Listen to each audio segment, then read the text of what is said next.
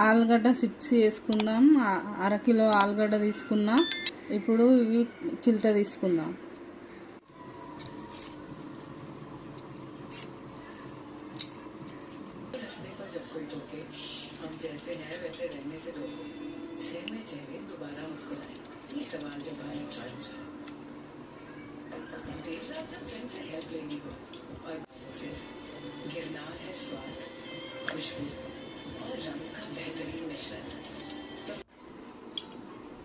ఆలుగడ్డ చిప్స్ కోసం నేను నీళ్ళల్లో ఉప్పు వేసుకొని ఆలుగడ్డలు కట్ చేసుకున్నా సన్నం.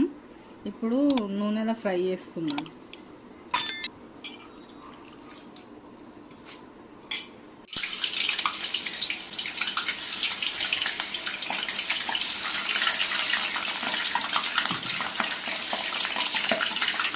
నూనెలో కొంచెం ఉప్పు వేసుకుంటున్నా.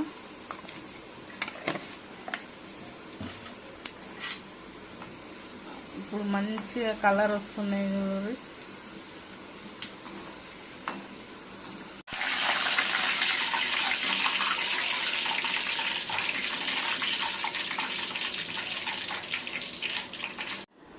ఆలుగడ్డ చిప్స్ రెడీ అయిపోయాయి. చూడండి ఎట్లా కరకరలాడుతున్నాయో. మీరు కూడా ట్రై చేయండి. నచ్చితే లైక్ చేయండి, సబ్స్క్రైబ్ చేయండి.